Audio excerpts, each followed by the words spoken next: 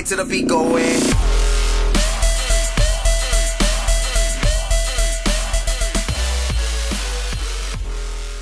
What's up, guys? Nick Papalizio here with another episode of the Real Estate Library, and we're still talking about allocation of costs in today's episode. This is part 4 of the 5 parts, and this episode is going to talk about other costs. So in the contract, this is paragraph D. It says other costs, and some of the costs that you need to decide as a buyer when you're writing the offer, or the seller decides when they're countering the buyer's offer, who's going to pay for these things. So I'm going to read a few of them here. There's seller, typically in our area, will pay for number 1, which is the county transfer tax.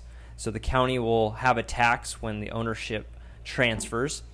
The city transfer tax, that would be paid by the seller in our area as well, but most of the time there's not one in our area anyways. The HOA fees, or HOA preparation of document fees. These things, when the seller sells the property, they have to give the documents to the buyer, all the HOA documents, and those cost money, and sometimes a lot of money. The private transfer fees, if there are any, that can be negotiated, and there's a couple blanks in here where the seller or the buyer can fill in what they want the other party to pay for. And then the last one is buyer or seller shall pay for the cost of a home warranty.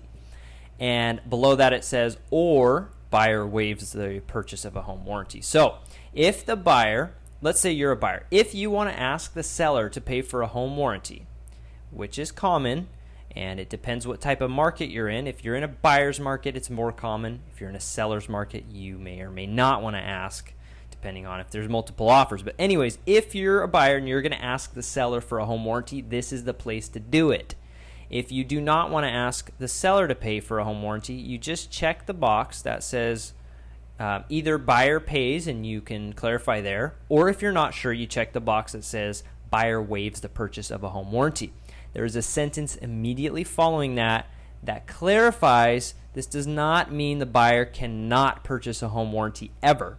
It just says right now we're waiving the home warranty, and you can still purchase a home warranty during the escrow period, and in our area about 30 days after that. So just so you know, you can still get one. So I hope that helps, guys. That's part 4. We'll talk about the last part, kind of a general summary and some additional items in the next episode. If you have any questions, leave a comment below, and I'd love to create a video for you. If you have a topic that you want me to cover, let me know.